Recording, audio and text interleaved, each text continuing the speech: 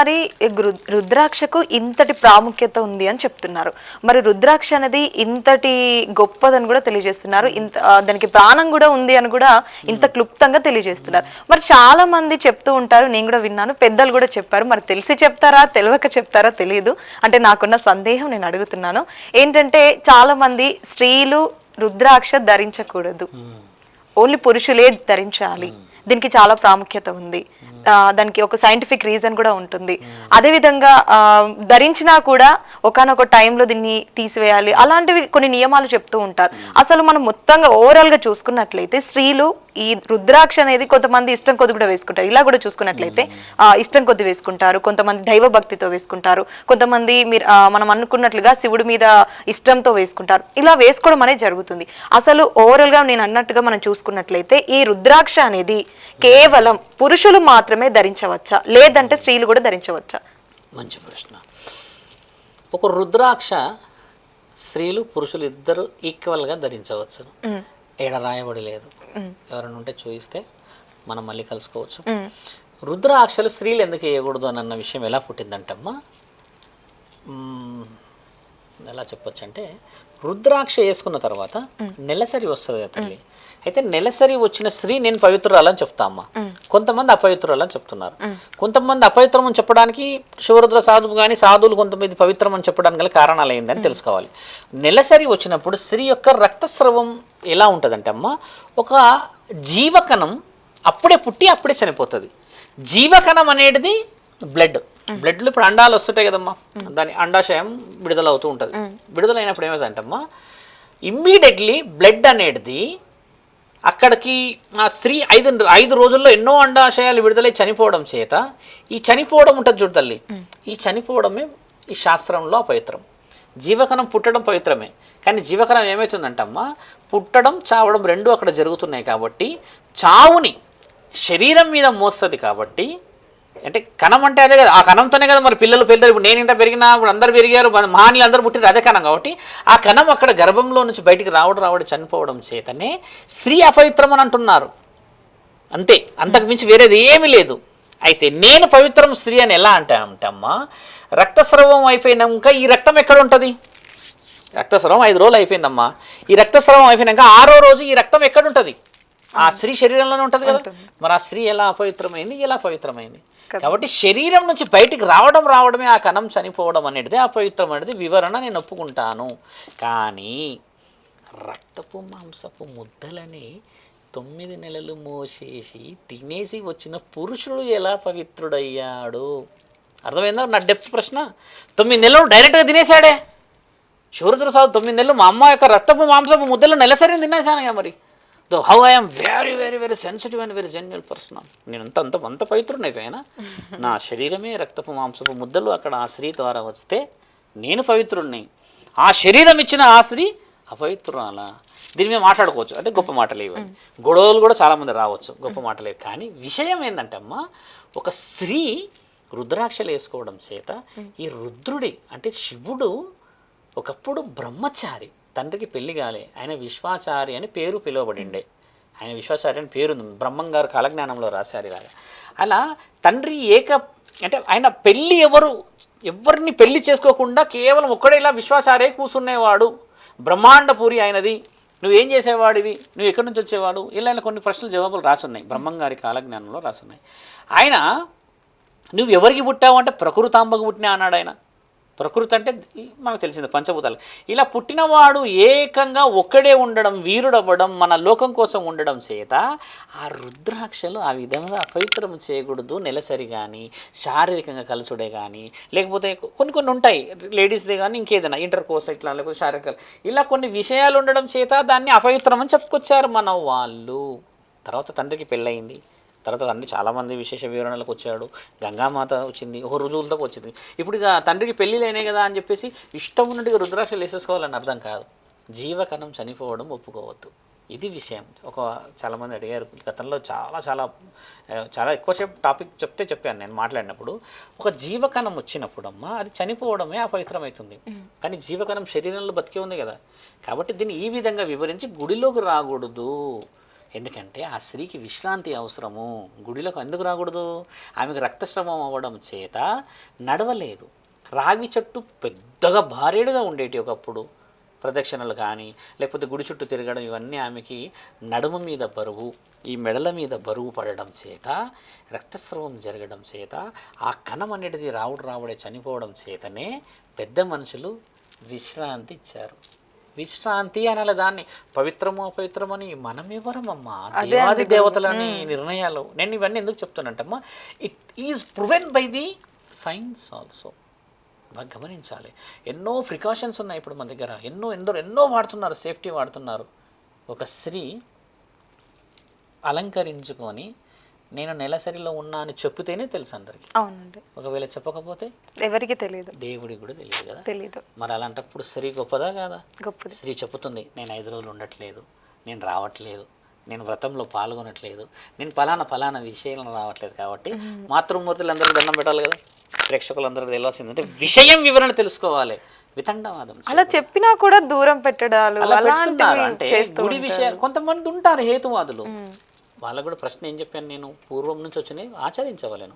ఒకప్పుడు ఏంటంటే అమ్మా, మన ఇంట్లో మట్టి భూమి అలంకరణ ఈ సాంపు ఇలా ఇలా ఇలా ఇలా వేసి అప్పిడికలతో వేసి నీట్గా ముగ్గులు వేసేవాళ్ళు కదా.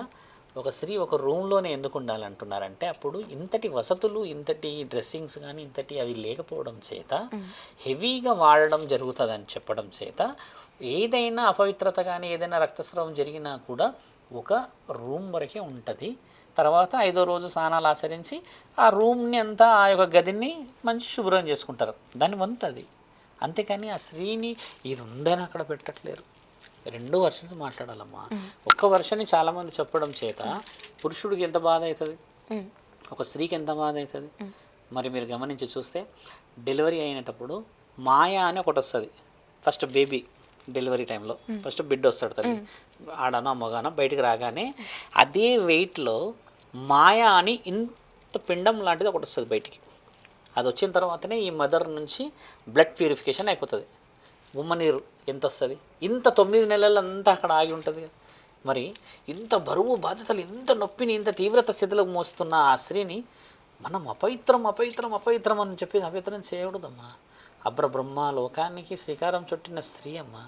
సంధ్యాదేవికి నమస్కారం పెట్టాలి. ఎందుకంటే మానవ శరీరాలు పుట్టడానికి ఆవిడే కారకురాలు. కాబట్టి మీరు అడిగిన ప్రశ్నలలో రుద్రాక్ష అంతరార్థాలు ఆ విధంగా ఉండడం చేత ఎన్నో పూజలు, నియమాలు, తర్వాత గొప్ప గొప్ప క్షేత్రాల్లో శివలింగాలకి అభిషేకాలు ఎన్నో చేయడం చేత ఆ శారీరకమైన కలయిక విషయంలో లేకపోతే ఇంకేదో విషయంలో వాడకూడదని. ఇప్పుడు అదే విషయం చూస్తే అమ్మ, పురుషుడి వీర్యం కూడా పవిత్రము అపవిత్రం 2 ఉంటాయి, యాజ్ ఇట్ ఈస్ ఉంటాయి స్త్రీలాగానే కదా. కాబట్టి ఏంటంటే పురుషుడు తత్వం వేరు, ఈ స్త్రీ తత్వం వేరు. పురుషుడు ఏంటంటే జీవకణం చనిపోదు, స్త్రీలు జీవకణం చనిపోవడం జరుగుతుందని అది లైవ్గా ఉండడం చేతనే వేయకూడదు అంటున్నారు. కానమ్మ ఈ 35 సంవత్సరాలకు 45 సంవత్సరాలకు ఈ మెనోపాజ్ అంటే ఋతుచక్రం ఆగిపోయే రోజుల తర్వాత చాలామంది ఆడవాళ్ళు వేస్తారు. 13 సంవత్సరాల లోపున్న ఆడవాళ్ళు ఎందరో మంది వేసుకుంటారు, మాలలు వేసే వాళ్ళు ఉన్నారు. స్త్రీలు కొంతమంది ఏంటంటే ఈ నెలసరి ఉండడం చేతనే 21 రోజుకు దీక్షలు తీసుకుంటారు. మండల దీక్షలు, అర్ధ మండల దీక్షలు, ఎక్కువ మండల దీక్షలకు 4 వీళ్ళు. ఈ దీక్షల నియమాలు కూడా ఈ కొంచెం రాయబడి రుజువు చేయబడి మనకు అంత వివరంగా అప్పచెప్పారు తల్లి. మీరు అడిగిన ప్రశ్నలు అవి. విభూతి ధారణ గురించి మీరు మాట్లాడితే, విభూతి ఏంటంటమ్మా, తండ్రి ఒక ఆత్మ తెల్లగా ఉండడం చేత, తండ్రి నుంచే ఆ యొక్క ఆత్మ రావడం చేత మనం కాలిన తర్వాత బూడిద రంగు శరీరానికి రాసుకోవడం తెలుపు అవ్వడం చేత మహాముఖంటి పాపాలెన్నో పుణ్యాలెన్నో చేస్తాం మనం సహజంగా. అయితే చనిపోగానే మనిషికి ఏం తెలుస్తుందంటే అమ్మ, నేను ఈ వంశంలో ఒక అంశం మాత్రమే, ఈ అంశలో ఒక వంశం చిన్న ఒక రోల్ నాదంతే, ఒక చిన్న పాత్ర నాది. అసలైన పాత్ర మహాముఖంటి ఇచ్చాడు నాకు. అంటే నేను గత జన్మలో ఏమో ఆయనకి బాధ్యతలు ఇచ్చానేమో, లేకపోతే గత జన్మలో రుణాలు ఉన్నాయేమో అని గుర్తుకు రావడం చేత తండ్రి ఏం చేస్తాడంటే బాధ్యతలలో బలంగా పెడతాడు తల్లి. ఆ బాధ్యతలు మీరు ఒకసారి గమనించండి. భార్యని కాదనలేక, పిల్లల్ని కాదనలేక, అమ్మని కాదనలేక, పరిస్థితిని గెలవలేక, ఆర్థికాన్ని గెలవలేక, ఎమోషనల్ అయ్యి ఒక కుటుంబంలో ఎన్ని బాధలు అనుభవిస్తారమ్మా. ఎన్ని బాధలు అనుభవించి వెన్నుపోట్లు మోసాలు అన్నీ అయిపోయినాక చాలా చిన్నగా వస్తుంది మరణం. అలా పోగానే భార్య రాదని, తల్లి రాదని, కొడుకు రాడని, కోడలు రాదని, ఎవ్వరు కూడా నన్ను చూడడానికి నేను కనబడతలేనే, నేను అరుస్తుంటే వినబడతలేదే, నేను మాట్లాడుతుంటే ఎవరు వింటలేరే అని చెప్పి ఆ ఆత్మరోదన అంతా ఇంత ఉండదు. ఉండగా ఉండగా ఉండగా ఉండగా శ్మశాన వాటికలకు రాగానే ఒక్కసారి మహాముక్కంటిలా కూర్చొని కనబడతాడు. చూడగానే ఏమనుకుంటాడు, ఎవరయ్యా మీరు, ఏం సంగతి అయ్యా, నువ్వు ఇట్లున్నావు అని అడుగుతారుగా. అప్పుడు తండ్రి చెప్తాడు, బిడ్డ నేను ప్రాణదాతని, నీ శరీరము పుట్టక ముందుకే నీ ఆత్మని నా కడుపులో అగ్నిలింగం ద్వారా ఆత్మలింగం ద్వారా నిన్ను పుట్టించాను అని చెప్పినప్పుడు వీళ్ళు నమ్మరు.